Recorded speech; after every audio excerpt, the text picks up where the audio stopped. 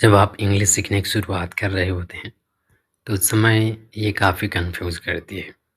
कहाँ पर मैं एम का यूज़ करूँ, कहाँ पर आर का यूज़ करूँ, कहाँ पर इज़ लिखूँ। तो चलिए ये डाउट आज क्लियर कर लीजिए। कहाँ पर आपको एम लिखना है, कहाँ पर आपको आर लिखना है, कहाँ पर आपको इज़ का इस्तेमाल करना होता है। खुद को तैयार कर लीजिए। आई के साथ तो एम आता ही है। आई एम आप कह सकते हैं। जैसा कि यहाँ पर एग्जाम्पल में लिखा ना, आई एम अ स्टूडेंट। मैं एक विद्यार्थी हूँ। तो आई के साथ एम आता है। इतना तो आपको ध्यान में रख लेना चाहिए। तो अब आई को तो एम ले गया, अब बचा क्या? आर। आर के यूज़ आप कहाँ करते हैं? यू के साथ आर के यूज़ किया जाते हैं। जैसे कि यू आर स्मार्ट, तुम, या फिर आप कह सकते हैं आप होशियार हो। तो आप कह सकते हैं क्या? You are. मानिए जब कभी भी आप यू आर कहते हैं तो आपका वाक्य गलत नहीं होगा। ठीक है, तो ये इतना याद हो गया आपको। आई के साथ आप एम यूज़ करेंगे, यू के साथ आप आर यूज़ कीजिएगा। अब ही का मतलब होता है वह, पुरुष के लिए इस्तेमाल होता है ये। तो ही के साथ क्या लगता है? इज़। He is.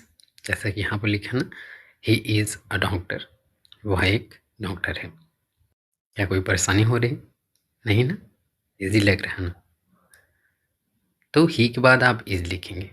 ठीक है, ही इज़ बोलेंगे कभी भी तो आप सही हैं, गलत नहीं होंगे। ठीक है, ही इज़ अ डॉक्टर। वह एक डॉक्टर है, बोलना हो तो ही इज़ अ डॉक्टर। अब सी के साथ इज़ का इस्तेमाल होता है। सी का मतलब क्या होता है? वह ही होता है, वह। पर स्त्री के लिए इस्तेमाल होता है ये। तो आप कह सकते हैं सी इज़ अ टीचर। वह एक शिक्षिका है। ठीक है, सी के बाद भी आप इज़ का यूज़ कीजिएगा और ही के बाद भी आप इज़ का यूज़ कर सकते हैं। इट के साथ क्या होता है? इट का मतलब होता है यह या वह। यहाँ पर दिया है, ये वस्तु या फिर छोटे छोटे जीव जंतु, उनके साथ इस्तेमाल होता है। तो इट के साथ भी आप इज का इस्तेमाल करते हैं। एग्जाम्पल में लिखा, इट इज़ अ बुक। यह एक किताब है। It is a book. कोई दिक्कत है? नहीं है ना? इट के साथ आप इज का इस्तेमाल कीजिएगा। वी के बाद आर का इस्तेमाल किया जाता है। वी के साथ आर का इस्तेमाल होता है, जैसे कि वी आर फ्रेंड्स। हम दोस्त हैं। और इसी तरह दे के साथ भी आर का इस्तेमाल किया जाता है, जैसा कि दे आर हैप्पी। वे खुश हैं। क्या कठिन लगा आपको? नहीं ना? इजी है ना? तो मान लो आपसे पूछा जाता है इज़ एम आर आपको दे दिया जाता है और आई यू वी दे ये सब आपको दे दिया जाता है।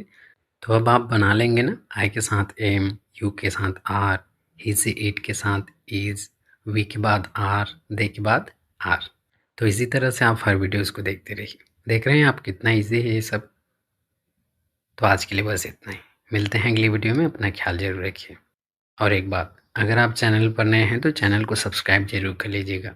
और जिनको इंग्लिश कठिन लगता है आप उनके साथ भी शेयर कर दीजिए।